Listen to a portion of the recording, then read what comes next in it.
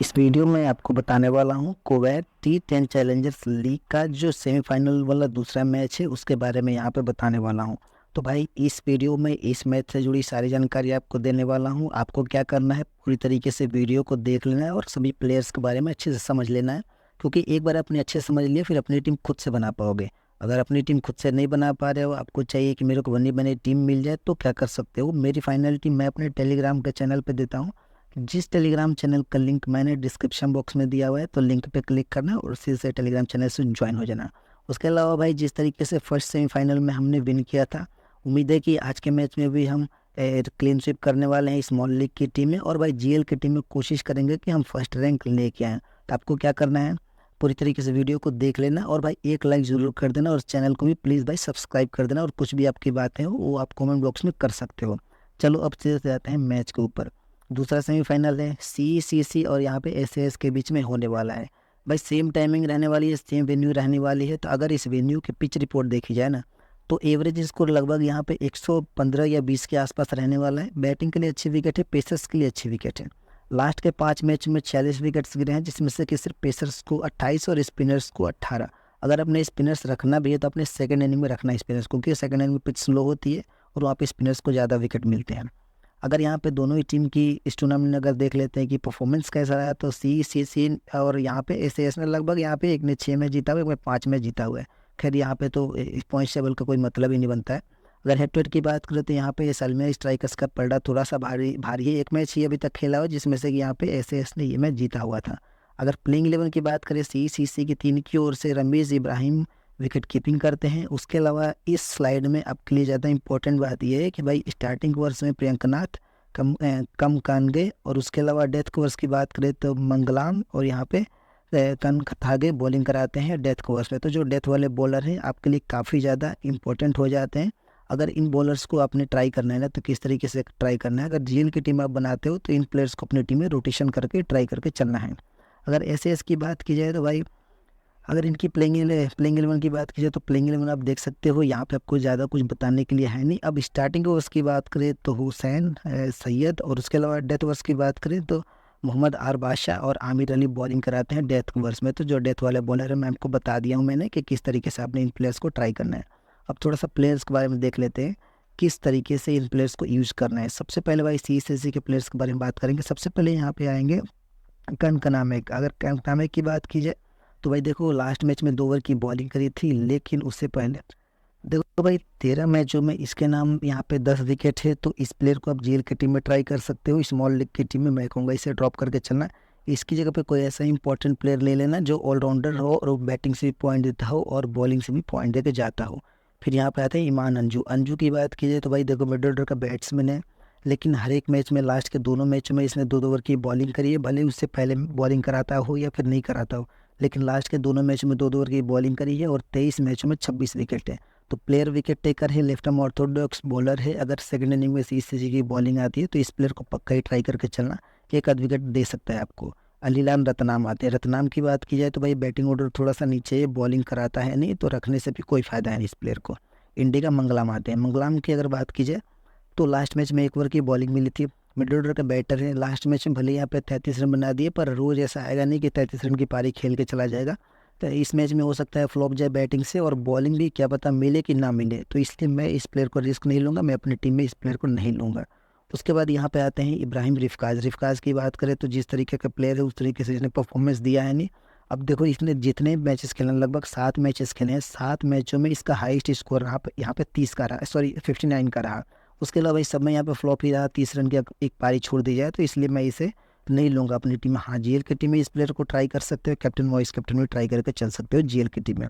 फिर यहाँ पे आते हैं हरीश चंद्रा की बात की जाए तो भाई देखो, बैटिंग से भी पॉइंट देगा आपको और बॉलिंग से भी पॉइंट देगा। जीएल की टीम में कैप्टन बना कर चल सकते हो, लेकिन देखो बैटिंग से आपको रेगुलर तरीके से परफॉर्मेंस करता हुआ नहीं दिखेगा ये प्लेयर, क्योंकि यहाँ पे 46 मैचों में मात्र यहाँ पे 12 की एवरेज है, पर हाँ तो 2 ओवर की बॉलिंग कर रहा है, तो इसलिए अपनी टीम में एज अ प्लेयर ट्राई करके चलना। फिर यहाँ पे आते हैं अकलांका दिलशान। दिलशान की बात की जाए तो कभी बड़ी नहीं खेल के जा सकता है, टॉप ऑर्डर का बल्लेबाज है, 49 मैचों में 19 की एवरेज है, इंपॉर्टेंट प्लेयर रहेगा, अपनी टीम में ट्राई करके चलना। फिर यहाँ पे आते हैं मोहम्मद इब्राहिम की बात की जाए तो बैटिंग ऑर्डर तो टॉप ऑर्डर का बल्लेबाज है, 25 की एवरेज है, अपनी चाहो तो स्मॉल लीग की टीम में ले सकते हो, चाहो तो ड्रॉप कर सकते हो, इसको मैं आप पे छोड़ रहा हूँ। फिर यहाँ पे एसएस की प्लेयर्स के बारे में बात करेंगे। सबसे पहले टॉपिक बादशाह आते हैं। बादशाह की बात कीजिए तो टॉप ऑर्डर का तो बल्लेबाज है ही, पर भाई बैटिंग ऑर्डर का कोई भरोसा नहीं रहता है, कभी टॉप ऑर्डर में आता है, कभी काफ़ी नीचे चला जाता है, इसलिए मैं इसे अपनी टीम में एज अ प्लेयर नहीं लूँगा। फिर चेरान आते हैं। चेरान की बात की जाए तो टॉप ऑर्डर का ये भी बल्लेबाज है। लास्ट मैच में 46 रन की पारी को छोड़ दिया जाए और यहाँ पे ये एक पारी 29 रन की आई थी, इसको छोड़ दिया जाए तो भाई रेगुलर तरीके से स्कोर नहीं करता है, पर हाँ आपको 10-15 रन की पारी आराम से खेल के दे देगा, इसलिए चाहो तो रख सकते हो, चाहो तो ड्रॉप भी कर सकते हो, लेकिन अब बॉलिंग से उम्मीद मत करना। आप मैं इसको भी आप पे छोड़ रहा हूँ। उसके बाद यहाँ पे आते हैं कोटम करीमला। करीमला की बात की जाए तो ये भी दूसरे नंबर पर आता है बल्लेबाजी करने के लिए। अगर फर्स्ट इनिंग में आती है बैटिंग तो ज़्यादा इंपॉर्टेंट रहेगा, क्योंकि बैटिंग ऑर्डर कभी कभी तीसरे नंबर पे भी चला जाता है ये प्लेयर। तो अगर चाहते हो कि भाई अगर बैटिंग आए तो फर्स्ट इनिंग में ट्राई करना। फिर यहाँ पे आते हैं हासिब नईम। नईम की बात की जाए तो 2 ओवर की बॉलिंग करेगा और बैटिंग से भी आपको 10-15 रन का योगदान दे सकता है। 23 मैचों में 20 की अच्छी खासी एवरेज है और 22 विकेट भी है, तो बैटिंग और बॉलिंग से दोनों तरीके से पॉइंट दे सकता है। कैप्टन और वाइस कैप्टन ट्राई करके चल सकते हो। फिर यहाँ पे आते हैं राशिक बादशाह। बादशाह की बात की जाए तो 2 ओवर की बॉलिंग लास्ट मैच में की थी, उससे पहले बॉलिंग नहीं करी थी, लेकिन ये मान के चलना कि 2 ओवर की बॉलिंग आज के मैच में भी करेगा। 23 मैचों में 23 विकेट है, इंपॉर्टेंट प्लेयर रहने वाला है, एज अ प्लेयर ट्राई करके चलना। वासिद और डल्टा आते हैं। डल्टा की बात की जाए तो बॉलिंग मिल नहीं रही है और बैटिंग आ नहीं रही है, लेने से कोई फ़ायदा है नहीं। फिर यहाँ पे आते हैं टी सैयद। सैयद की बात की जाए तो बॉलिंग उतनी मिलेगी नहीं और बैटिंग ऑर्डर काफ़ी नीचे है। फिर यहाँ पे आते हैं ईमानदार मंगर। अगर मनागर की बात की जाए तो लास्ट मैच में 1 ओवर की बॉलिंग करी थी, 2 विकेट लिया था, पर भाई हमेशा ऐसा होगा नहीं, कभी बॉलिंग मिलती है कभी नहीं मिलती है। 11 मैचों में भाई 9 विकेट इसने चटकाया हुआ है। जेल की टीम में चाहो तो ट्राई करके चल सकते हो आप। फिर यहाँ पे आते हैं साल्दना। साल्दना की बात की है, बैटिंग ऑर्डर नहीं आ बैटिंग मिलती ही नहीं है और बॉलिंग बैकअप है नहीं इसके पास, तो फिर लेने से भी कोई फ़ायदा नहीं। अब थोड़ी सी ड्रीम 11 की ऐप पे देख लेते हैं किस प्रकार से टीम बनानी है। सबसे पहले हम यहाँ पे बात करेंगे विकेट कीपिंग सेक्शन की। अगर विकेट कीपिंग सेक्शन की बात की जाए तो यहाँ पे मोहम्मद इब्राहिम से अच्छा ऑप्शन कोई नहीं रहने वाला है, इसको ही मैं अपनी टीम में रखने वाला हूँ। टॉप ऑर्डर का बल्लेबाज है। फिर यहाँ पे आते हैं बैटिंग सेक्शन। बैटिंग सेक्शन से बात की जाए तो अकलंका दिलशान को भी रखूँगा, कोटम करीमला को भी रखूँगा। अब मैं चाहूँगा तो यहाँ पे चेरियन को भी ट्राई करके चल सकता हूँ। अब देखो यहाँ पे इब्राहिम रिफकाज की बात की है तो आप जेल की टीम में ट्राई कर लेना, क्योंकि टॉप ऑर्डर में आ रहा है प्लेयर बैटिंग करने के लिए, जेल की टीम में चाहो तो ट्राई करके चल सकते हो। उसके अलावा ऑलराउंडर सेक्शन की बात की जाए तो प्रियकनाथ मेरी टीम में रहेंगे, मोहम्मद आमिर अली रहेंगे, हाशिम नईम रहेंगे, नैनजीत रहने वाले हैं। उसके अलावा भाई नैनजीत को भी रखने वाला हूँ, क्योंकि सारे प्लेयर बैटिंग से और बॉलिंग से पॉइंट देंगे। अब देखो अगर आप सेफ्टी के साथ जाना चाहते हो तो यहाँ पे राशिक बादशाह को ड्रॉप करके आप कोई ऐसा प्लेयर ले सकते हो। मंगलाम को भी ट्राई करके चल सकते हो, लेकिन मंगलाम भी विकेट ले रहे, लास्ट के दोनों मैच में 2-2 ओवर की बॉलिंग करी है। तो फिलहाल के लिए मैं यहाँ पे बादशाह को अपनी टीम में ले लेता हूँ। याद रखना फाइनल टीम ये नहीं है, फाइनल टीम आपको टेलीग्राम के चैनल पर मिलेगी, बस मैंने आपको ये समझाने के लिए भी बताया हुआ है।